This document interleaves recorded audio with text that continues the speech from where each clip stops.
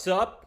It's Dominic D'Angelo. It's adfreeshows.com. I'm also of SEScoops.com and One of a Kind with RVD and Straight Talk with the Boss, Magnum TA Greg Gagne. And I am here today to talk a little rumor and innuendo. Robert is not here today, as you can see. He's on assignment. He had a little thing he had to take care of. So I will be flying solo yet again. Dom Solo. That's my Xbox username.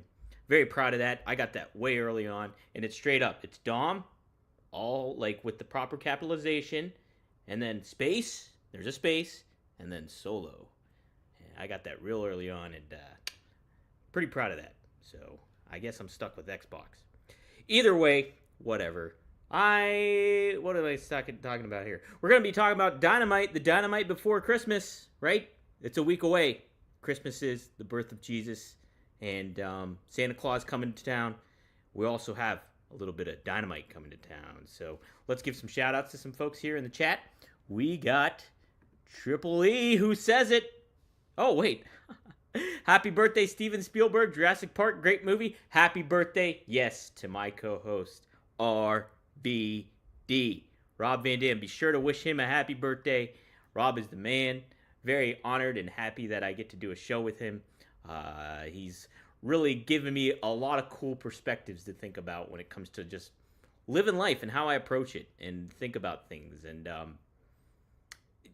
that's why it's called One of a Kind. And that's why he's one of a kind. So really big happy birthday to Rob. Very, very appreciative that I get to do a show with him. Troy J says, Dom is the dirt sheet Iron Man. I appreciate that. I'm a big Lou Gehrig fan, so I like that. Yes, big Lou Gehrig fan.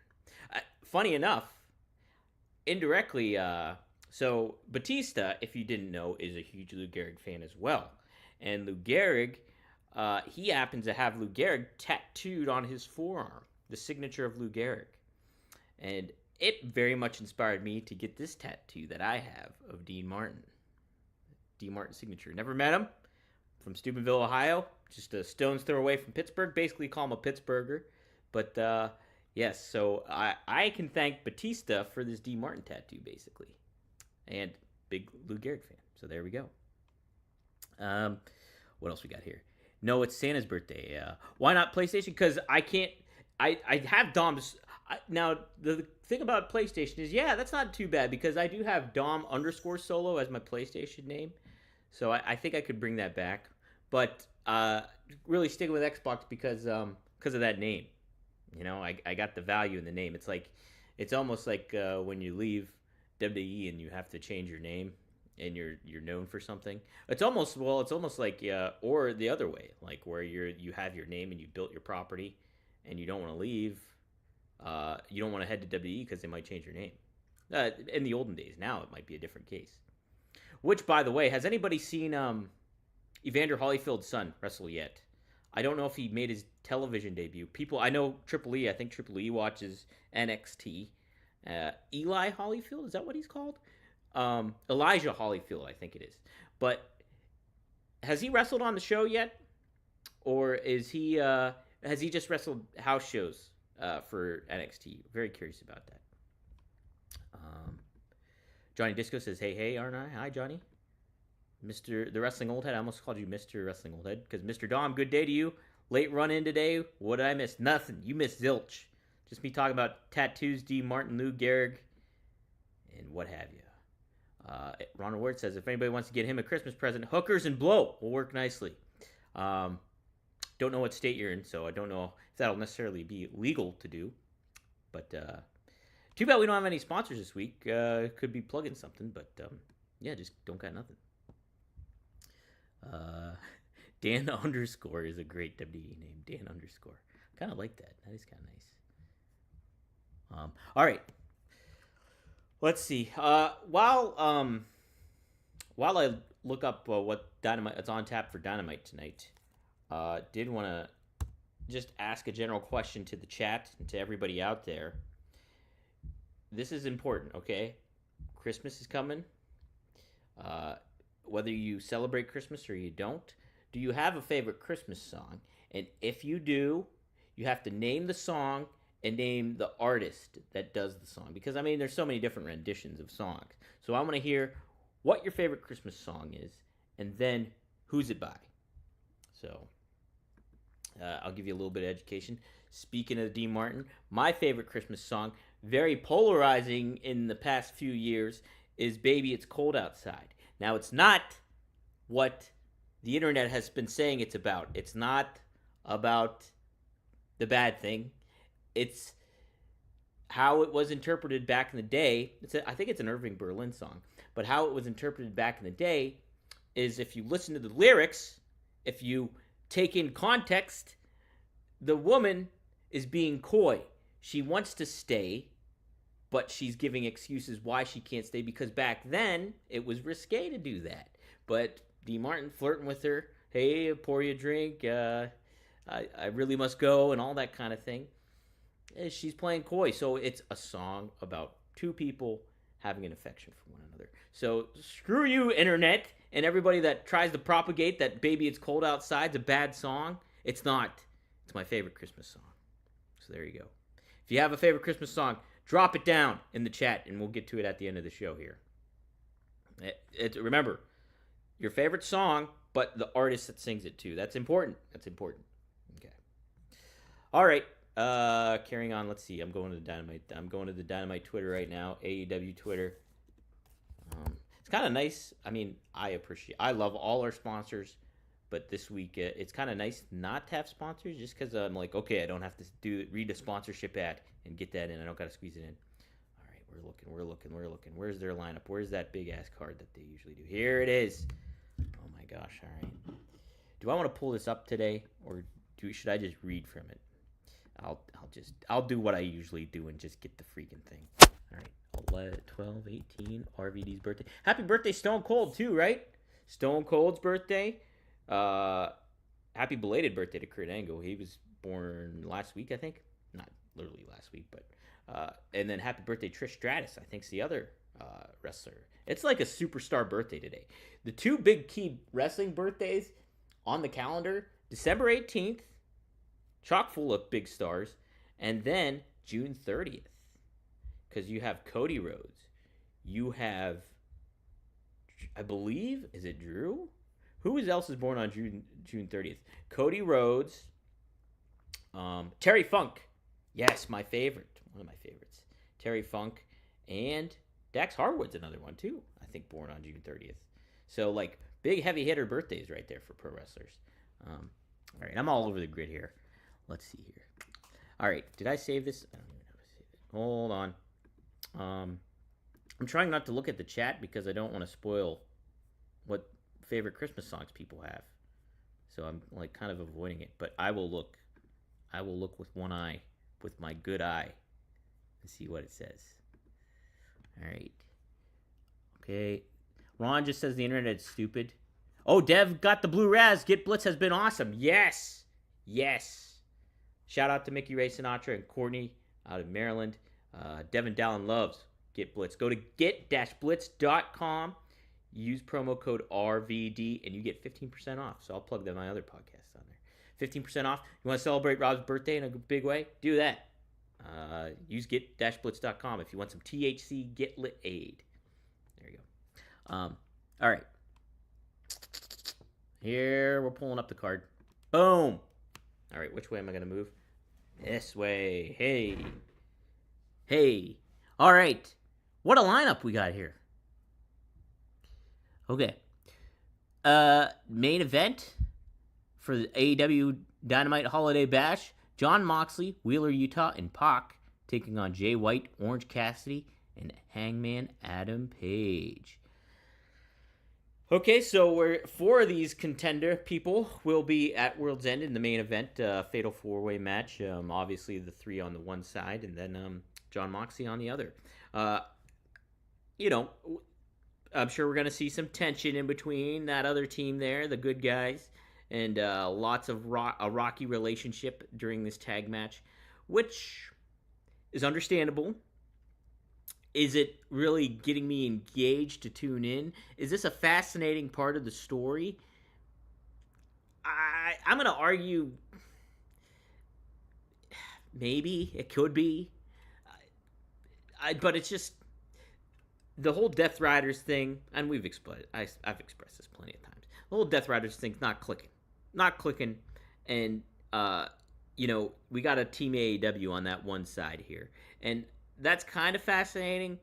But Moxley booking this Fatal 4-Way seems like something is up. And Tony Khan on the conference call yesterday we had for ROH Final Battle made mention that World's End signifies the ending of an era in AEW. So you gotta imagine something real big, and it better. I mean, if he's doing this the right way, something real big is gonna happen on at World's End here with this Fatal 4-Way match. Like, why would Moxley book that? And even the commentators last week, Excalibur mentioned last week, why would he put himself at a disadvantage here in a Fatal 4-Way match? Something's up here.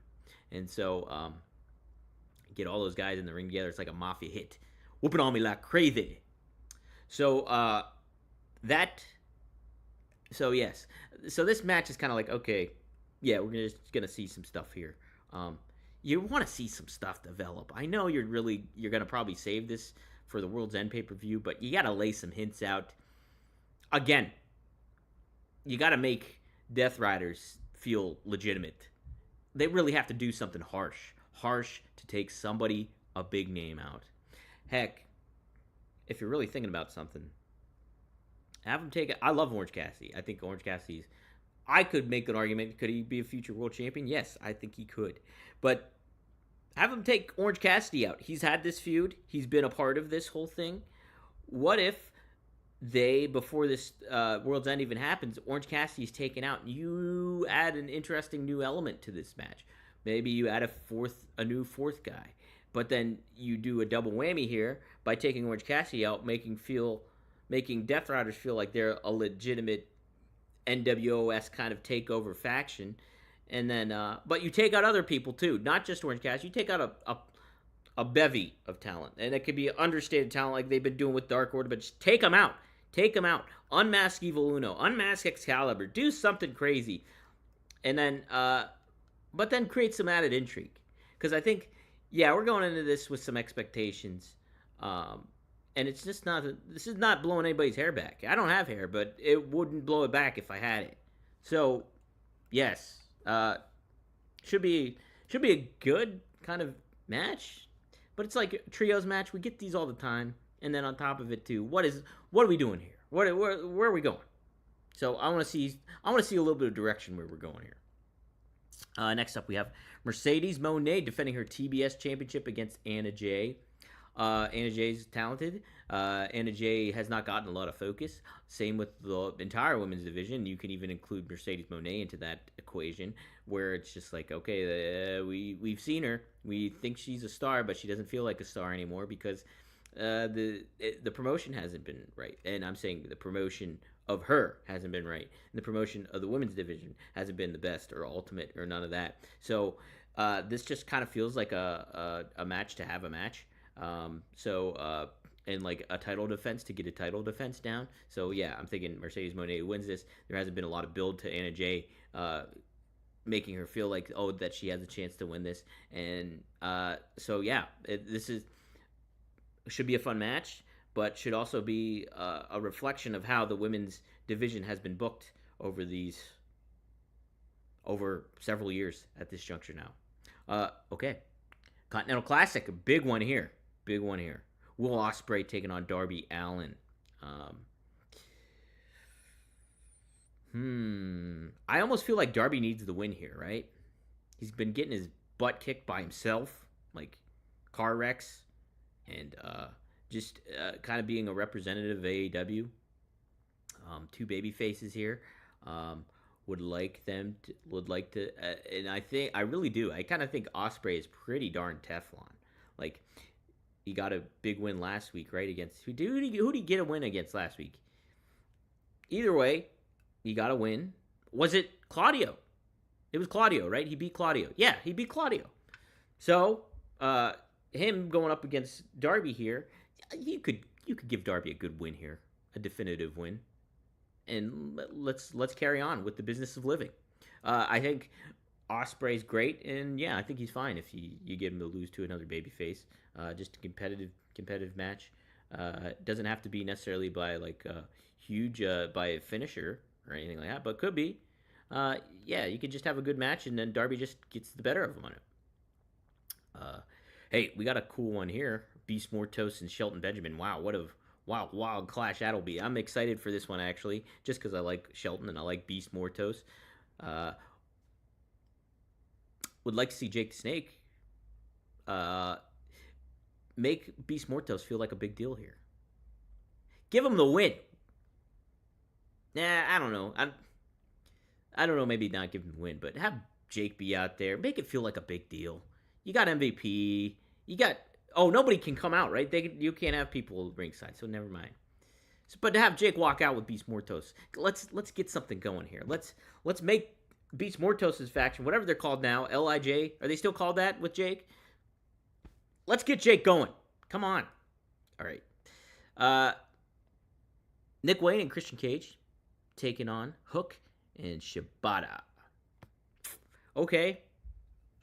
Again, kind of almost feels like the main event here, that trios match, just in with a different thing, like what they did with Hook last week.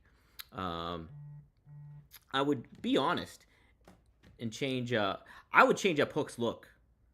Like, okay, we get the Ed and Eddie vibe from him, where he's just wearing baggy pants and a hoodie. Does not feel anything. Like, quit having him talk, and then give him just repackage him a little bit. Like, make him, he doesn't, no suit or nothing like that, but give him something cool to wear. I don't know. Like, have him just completely change this up. Like, make Hook, like, I like what they did last week. I love it. Freaking breaking through the glass and kicking Christian's butt was great. So make this, give Hook some hooks. Something that people can hook and do. All right? Do something cool. Whether he wears orange or not, I don't know. Do something neat with him. And then that's it for the matches. We'll hear from FTR. And I'm going to get real close because I can't see. From their hometown of Asheville, North Carolina. So we'll get them via satellite promoting Fight for the Fallen. So should be neat. And then we'll also hear from MJF. Very much like it's almost like a put a pin in MJF, and I'm always entertained by MJF. So like whatever he says, I'm gonna be intrigued by. But I mean, like, this whole thing with Adam Cole is not cooking for either guy. So it's just like, let's get this over with. Let's move on. We're not gonna move on until World's End happens. So hopefully they do move on after that fact, though. So there we go. So that's the Dynamite lineup. Any other thoughts that people have on this? Chime on in. Oh, we're getting some good Christmas stuff. Wow. Where'd you hear that at? They're saying Camille might be done with AEW, but I don't buy it. I haven't heard anything yet. Let me see here. Kind of hope the rules get broken and Don Callis or the Death Riders come out during Darby versus Ospreay. That'd be a kind of a moment to make it feel important, right? You break the mold of that. Does the thing get thrown out? Do they have to have another match? What goes on with that? Yeah, I mean, if she's sticking around, Camille should dethrone Mercedes. That's how they build it. It's just a haphazard storyline. Too soon to have her put together. It's a shame. It's a real shame. I'm gonna write something, I think, about the women's division in AEW. Ooh, I like this reference. Riders on the orange. Ooh, I like it. Into this house we're born. Yes. Now I gotta think of some Orange Cassidy lyrics to the Doors. Is Anna Jay gonna get her third straight title loss? 2 times to Mariah already. Wow, yeah, you're right. Lost 2 times. Wow. We're just holding out the pay-per-view. I feel like last week or two and all promotions is just dragged out until we get there. Yeah, I mean, it's Christmas season and all that kind of stuff. You can make excuses. But listen, I think with AEW, they got to do, it's all hands on deck kind of stuff right now, where it's just like, make this stuff feel intriguing because, yeah, you get, when the holiday season rolls around, when Christmas week rolls around, you think, you're kind of like, okay, yeah, part of the course kind of wrestling stuff is happening. Nothing too crazy. But look, it's like AEW. You get that with WWE sometimes during most years, and you know, but with AEW, it's like you get that, and then you get just kind of a product that's not really been like really latching onto, like that has really got people hooked. So it's like you're dealing with two elements: Christmas, and then your product not being as hot as it should be. So AEW's just kind of got to step it up and create some news here. Create some news. Get some buzz going here. Um, let's see. Uh, Mock should use the Freebird rule to defend the Trios title. Do I really care about the Trios title? I don't. It's a shame. I don't care. I don't care. Um. Ooh, okay, we'll save that one, Ron. We'll save that for Christmas tune. All right. Okay. So Triple E says Holyfield's debut took place as part of the upcoming WLFG reality series that is set to air on A&E. Oh, thank you. Holyfield faced off with Anthony Luke. Okay, so that should be intriguing. What a way to latch people on that way is getting Evander Holyfield's kid on that show. Pretty neat. All right, let's see. Okay, we got some good Christmas song choices. Again, if you're tuning in, chime in on the chat. Let me know what your favorite Christmas song is and by whom. Two important elements: your favorite Christmas song and by whom. And I'll read them at the end of the show and give my feedback. Is this live at all next week? And why? And why? And Zach live on 1TS. So Zach has been dealing with. He's been under the weather. No, probably not. Probably not. No, we won't be live next week. Yeah, because I'll be at my sister's, and yeah, it's a holiday. Maybe later on in the week. I don't know what day I get back. I get back maybe like Friday. I might have a show if I feel inclined, but that might be the only show this week. Thanks for saying something though. Jerry J says, I think I'd rather a hard charge at the end and announce the matches late rather than treading water for 3 weeks. I feel the same way with WWE. So you don't think they should do promotion during this week, these kind of down weeks?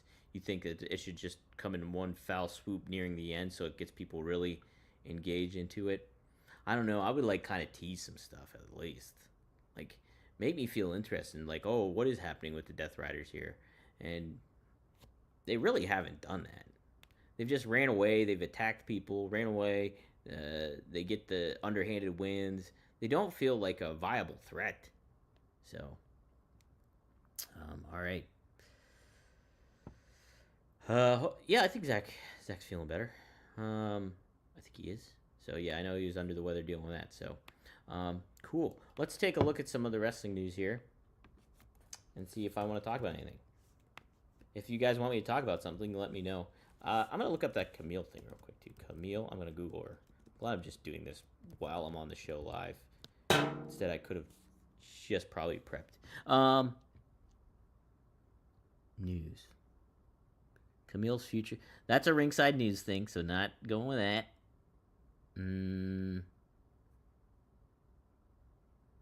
Okay, so I am seeing some stuff, I think. So she did provide a health update.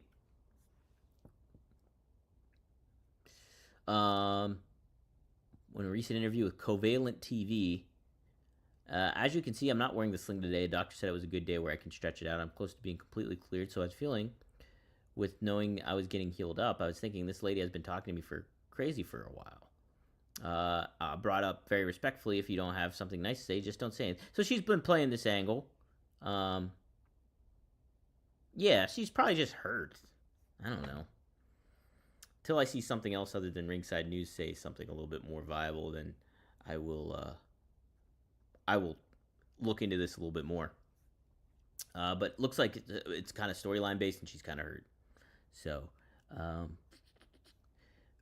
Troy J falls up. Maybe more of a middle ground, but I don't need weeks and weeks of pull aparts that really aren't anything. I agree. Like pull aparts are just yeah. It's like no, I don't need that. You want to do a pull apart like twice a year. That's for either promotion. Pull apart twice a year. Make it feel significant when that happens. So there's other ways you can do stuff, right? Right. Okay. Let's see here. Okay, let me go to some dirt sheets here and see if there's anything else I want to talk about. A TNA deal is up. Who was leaving? I thought I saw. Oh, yes. Oh. Okay, we'll talk about some of this stuff here. That's pretty funny. I posted something about Nash. I do the Click This podcast, social media, and I posted a little clip on there, and it was just an Instagram reel, and it's already been written about the news. It's pretty funny. Okay, so some news out of the Athletic. ESPN producer Lee Fitting was dismissed from the company due to allegations of misconduct. According to the report, Lee Fitting made comments objectifying women, criticized their physical appearance, and made crude jokes, some sexual in nature. A complaint was filed against Fitting in 2023. He was dismissed from the company in August of 2023. Let's see here. Seeing if anything here is important when it comes to regarding. Let me make sure. Now, Lee Fitting is a name I've heard couple times in I think the wrestling world. Fitting was hired by WWE to produce WWE Raw and SmackDown in January 2024. Fitting via a sport. Oh, okay, so yeah, he's a producer. Denied some of the allegations made against him while choosing not to address others. He declined to comment on the broader characterization of him as someone who mistreated women during his tenure at ESPN or why he was let go from the network. A WWE spokesperson told The Athletic the company had no comment on the allegations against Fitting. WWE is named as an active lawsuit. Okay, yeah, that's the Vince McMahon stuff. So, yeah, there's some details about this when it comes to Lee Fitting, and there's a little, yeah, so this is more stuff, I think, where he worked at ESPN. So, give it a read if you want. Take a look, Google it, see how you feel about it. Some allegations are just made. So there you go. So I'm just confused. Was he part of ESPN still? Or was this like a... It sounds like he's still part of ESPN and of WWE. I'm confused. All right, whatever. Let's see here. There's one other thing I was going to... Oh, yeah. So reports from Fightful is that AJ Francis's contract is up with TNA soon, and he hasn't resigned yet or anything like that. Now AJ just had a world title match against Nick Nemeth and lost, but look, AJ has been able to market himself and promote himself as a good heel, and really needles people. He does a great job at it, and he's a great promo. I think you could definitely bring him back to WWE and have him do something. You could have him do whether that's as a wrestler or as something else, but I think there's a lot of great potential. He's a former football player. He knows how to handle himself, knows how to market things, is well aware. Looks at he's got the rare thing where it comes to knowing the broader spectrum. He does not live in the pro wrestling bubble. He's out of it. Although he's there. He's in the pro wrestling realm, but he's also lives outside of it. So he knows there's more that you can do instead of what the convention thought process is when it comes to when you're wrapped up in the pro wrestling bubble of things, whether that's AEW, WWE, you name it. If you're just enthralled, that's what you see from so many fans and some wrestlers too. Is they're so inundated into pro wrestling, into that world, that they do not see through the weeds, and what they see is what pertains to them and their business. When you go outside of that, it opens up a whole new world. So AJ has done that, and it kind of was like even before signing up with WWE, so like as a pro football player and all that stuff. So I think there's value in having AJ somewhere back in WWE. TNA resigns him. I think it would be a good move, and you could do something with AEW. I think you could. Him and Swerve have a history, correct? So why not? There we go. So there we go. Yeah, reuniting with Swerve. I think it would be good. Anything else I want to cover? Let's see. I know I usually go like long on these, but I don't. There's not a whole lot I really see that I want to else talk about. Let's see. So this is follow up from last week with Tessa Blanchard. Booker T defends Tessa Blanchard, and I made the defense for her too. When it comes to, hey, what you may hear on social media and what is said is not necessarily, you're not getting the whole story. You're getting one rhetoric that has been propagated on social media. So what you've seen or read, you're not getting the whole side of the story when it comes to some stuff, I think. And, I can say that I'm aware of. Like, and like I said, I judge people on how I interact with them. Person to person. And, that can be, over the screen here, whatever. But I'm not going to judge somebody based on what gets said about them on social media or what the rhetoric is about them online, from articles, from everything like that.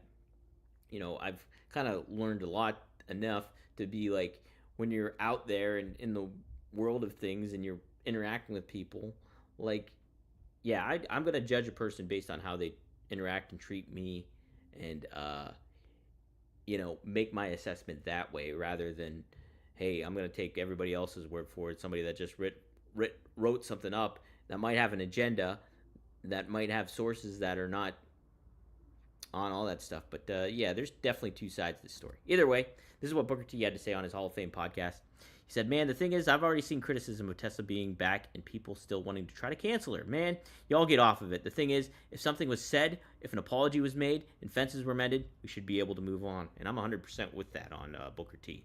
That's just frustrating. It's a shame. It's a shame she's been like out of the limelight here, for several years, when she is arguably one of the best women wrestlers there are out there. If not, don't you think that might be a reason that maybe she got pushed out, right? This is a whole political game. Like, pro wrestling is political. It's a shark-infested waters. It's Glenn Ross. So, there you go. All right. Last chance to get in your favorite Christmas song with your favorite artist, with what artist it is. Wrestling Unlimited says there's money being left on the table with Tessa Charlotte, especially if you get involved with her stepfather. Yeah, great point. Because her stepfather, Magnum TA, her dad, Tully. And then, obviously, Charlotte and Rick. Woo. Do we think there's anything to the TNA rumor of asking for talent to take pay cuts? I don't know anything additional to that. With how the shift in Anthem's got a new president, things like that. TNA has always kind of been in that realm of like, hey, we got a touch go kind of thing. We're having some success, but then we got to, make sure we're dotting our I's and crossing our T's when it comes to how everything gets laid out and who is getting paid like the right amount, who isn't. So yeah, there could be something to that. I don't know though. It's just like, who knows? It's an interesting question though, for sure. Devin says when Tessa was TNA champ, there was talks of her being as good as Charlotte Flair. Look, she's great. The fact that she became the first ever TNA first woman to win the TNA World Championship, making her the first woman to win a world title. Like, that's telling of how talented she is. You don't think a lot of a women's locker room would feel her as competition? It's just like it's something to think about.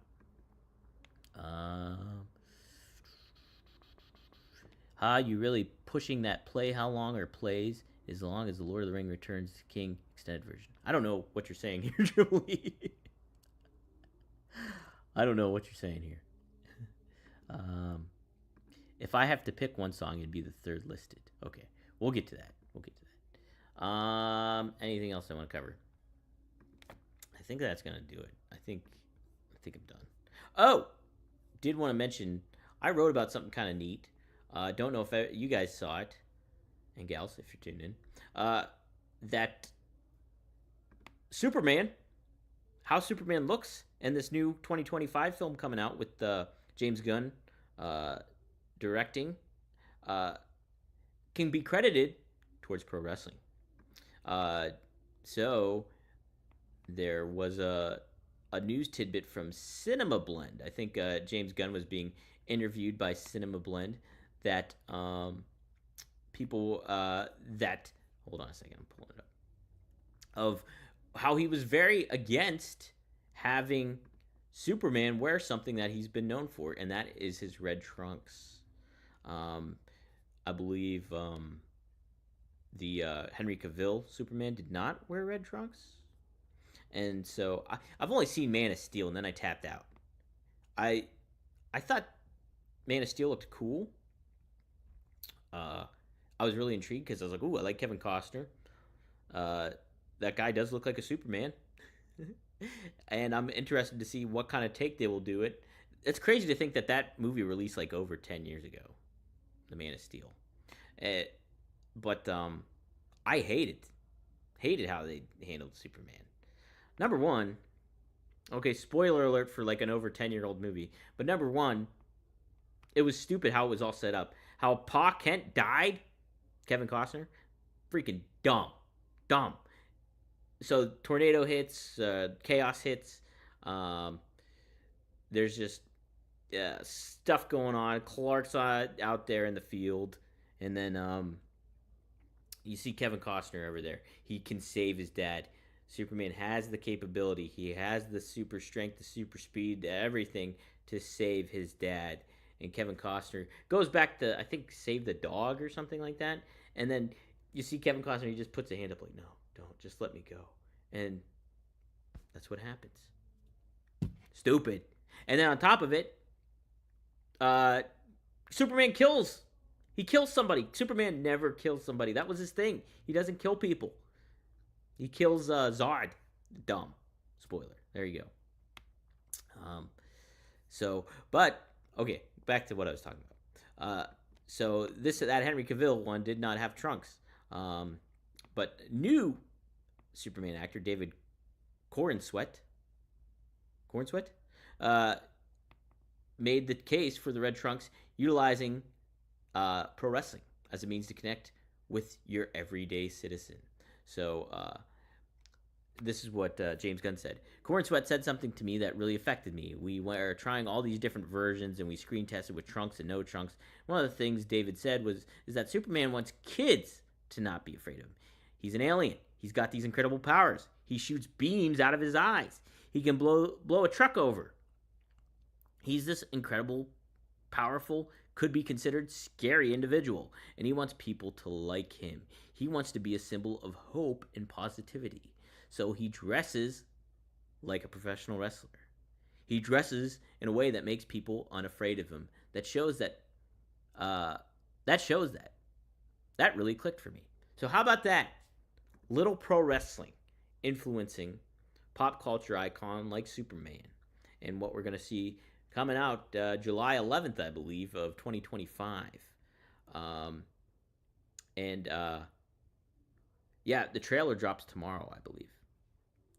So that should be fun.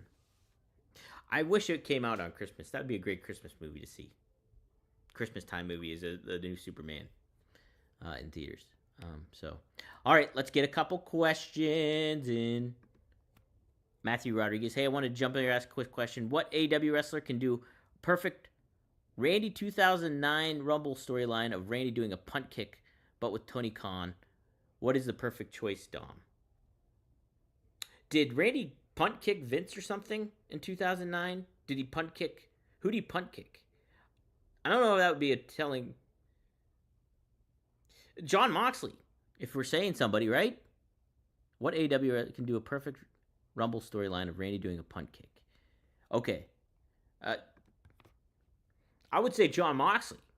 You're building the Death Riders. Get Tony out of there as a figure of authority in the back from a storyline standpoint. Like, he's there. We don't see him, but that's your perfect guy, John Moxley. Have him choke him out or something, and then Tony's gone. Still making decisions backstage, but just gone. Let's see.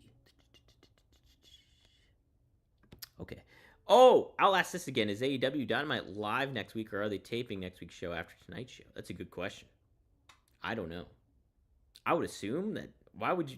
You're going to make your talent wrestle on. No, it's not happening. I'm saying it's going to be taped at some point. You know. Yeah, they're going to tape it. It's got to be. It's got to be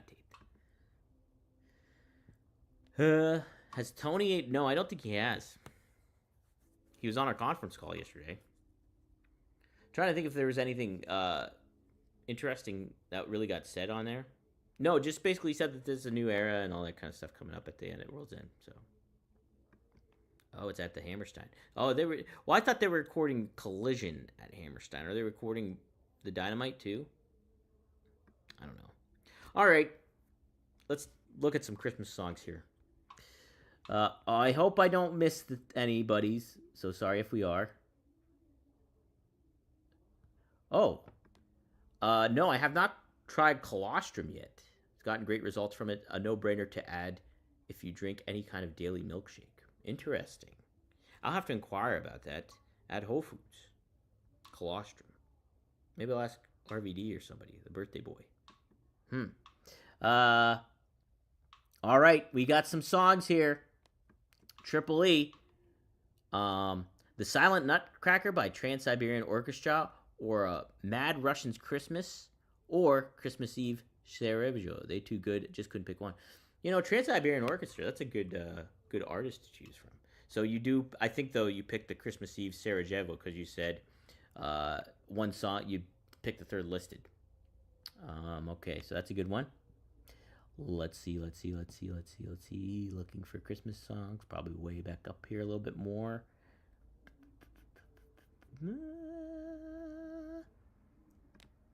Rudolph the Red-Nosed Reindeer, sung by DMX. Is that a thing? Is that really true? Did he sing Rudolph the Red-Nosed Reindeer?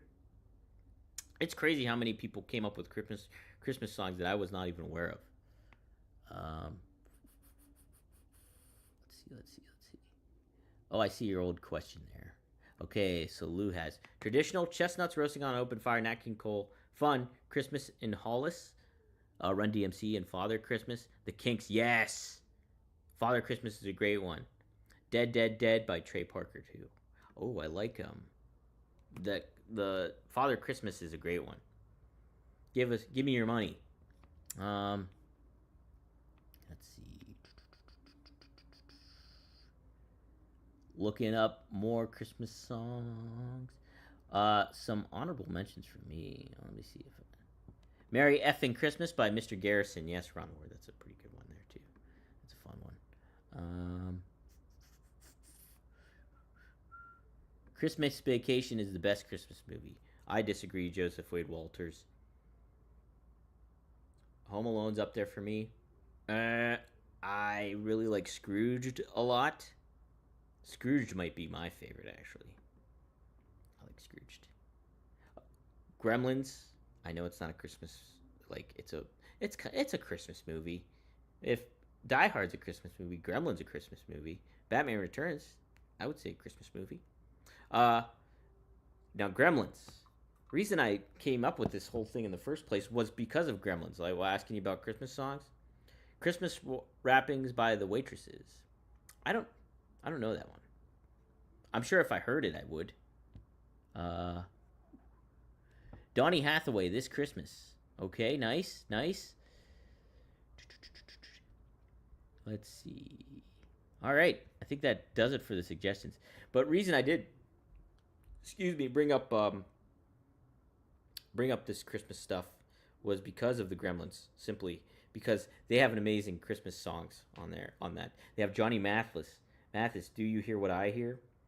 Uh, Check that out. Johnny Mathis, Do You Hear What I Hear? His version of that, amazing. Like you only hear part of it on during Gremlins, but if you listen to the whole thing, the ending, holy crap, that guy can sing. Johnny Mathis is pretty damn good. And then the other one, I didn't know. I thought it was like not the Rockettes. What was the group that Ronnie Spector was in? She was in a group, right? But the song I really like and is amazing is Christmas, Baby Please Come Home by Darlene Love. Christmas, Baby Please Come Home by Darlene Love. That kicks off Gremlins, if you remember that song. That's awesome Christmas song. So that really is what sparked me to ask this question today. So thank you everybody for giving me some feedback on some Christmas tunes.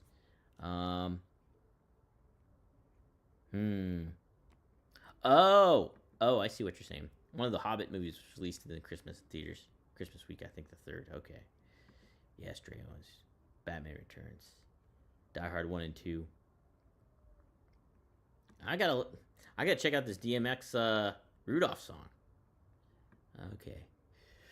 All right. That will do it. Thanks everybody for tuning in. Robert and I will be back tomorrow to talk about the Dynamite. Some stuff I should plug is so Magnum TA and Greg Gagne and I recorded a live episode of Straight Talk with the Boss, and we cover some good ground. We talk about Saturday night's main event. Greg expresses his thoughts on Jesse the Body Ventura, who he has a history with.